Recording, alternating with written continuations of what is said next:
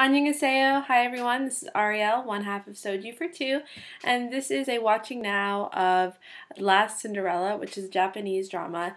And this drama came out in April, and I started watching like half an episode, and I didn't get into it, and then I realized my fatal flaw when my sister messaged me at like 5 in the morning, like, you need to watch this drama. So I caught up on 5 episodes this morning. Right now it's noon, so I really liked it. So yeah, it's really great, and I need to kind of tell you guys about it. So the two main sort of leads, and there's more obviously, but these are the ones that matter to me. So we have Roko Shinohara plays Sakura, and then Haruma Miura plays Hiroto. And then there's other characters as well, obviously. And again, my Japanese is not good, so I'm sorry, guys. But the plot of this story, it's called Last Cinderella, but it's like the idea of this woman that's hitting her 40s. She's sort of at a crisis point where she doesn't feel like she's a woman, and she needs to sort of like, I don't know, it reminds me of like the How Stella got her groove back kind of thing. She meets this young, really handsome guy, and he sort of sweeps her off her feet the first night they sleep together, even though I don't think they did. And then it's like, what will happen? Does he actually like her? Does he not? There's lots of plot twists going on. And then there's her manager at her workplace, who she's known forever, who's clearly, like, obviously the reason there's a love triangle here. So it's just like it's a love story, but it's got a bit of a Cinderella, but not really, theme. And also, I think it's more like Cruel Intentions. If you've seen that American movie, I think it has like a lot of those sort of similarities. So love triangle. In this one, there's definitely a love triangle. There's like a love pentagram going on. There's also her other girlfriends in this. They have sort of issues going on with kind of like a love triangle between like an affair going on, things like that. So it's a really interesting story about like the lives of these women. So that's cool. But the love triangle, the main one, I mean, in my mind, there isn't a love triangle, but clearly there is. The other guy's a really good guy. But I am in love with Hiroto, played by Haruma Miura. He is gorgeous. So my sister, when she messaged me this morning, she's like, "You need to watch this. You'll know why when you finish the episode." I knew why, like the first second I saw him. Yeah, he's beautiful and really, really funny in this.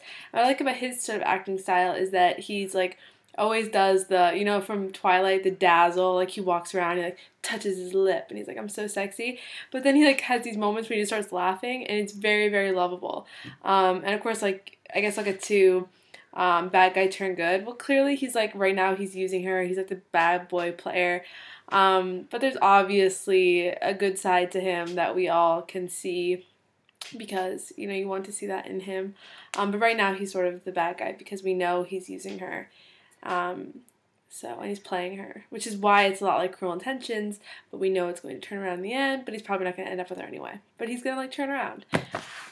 Misunderstandings. So clearly there's a misunderstanding here. She thinks that he just genuinely is attracted to her, and he's really just a decoy by his stepsister, to sort of distract her from the guy that the stepsister likes, which is her sort of best friend manager.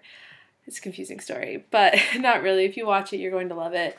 Fashion. So it's not really like a super fashionable show. It's contemporary, but the fashion isn't like super great. That's like one of the differences between like most Japanese shows and Korean shows. Like Korean shows, the emphasis on fashion is extreme because marketing is so important here, and like branding.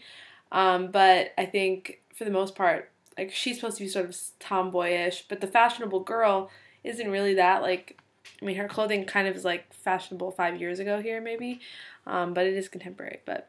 And he's just like playing, like, he's the kind of person you could tell obviously looks great in a suit, but they have him like in sweats and stuff to sort of downplay his good lookingness. He's like a BMX rider or something, likely story. Music, I don't know the music, I can't really remember it. If he was singing, I would be happy. Apparently in real life he's also a singer, or he's in a band or something. Of course he is. It doesn't make sense. So I don't know, maybe he'll have a song for this and then I'll listen to it. Kiss, so there has been, I guess, one kiss, that was like a good kiss between the mains, but it wasn't really like that great of a kiss. I'm kind of expecting a little more from him coming in the later episodes, but there was a kiss. It's very cute. And I don't know, I just like this show a lot. So I would say there was a deadlift as well. No piggyback ride, but it's not Korean, so usually there's like deadlifts in J-dramas. So this show is a must watch. If you're not watching it, you need to be watching it. It has some more mature themes, so I guess I would say this is for like our 17 and up age bracket. But no, it's definitely great, and for sure, if you're not watching this drama, you need to be watching it. And there's a bunch of new dramas coming out, so I'll talk to you guys about those, but I am in love with this, and thank God my sister told me to watch it, because it's adorable. It's only up to episode 6. It's on dramacrazy.net. It might be on the other ones. I haven't checked, but yeah, it's great. So definitely watch it, check it out, and fall in love with Haruma Miura, because I did. Bye, guys.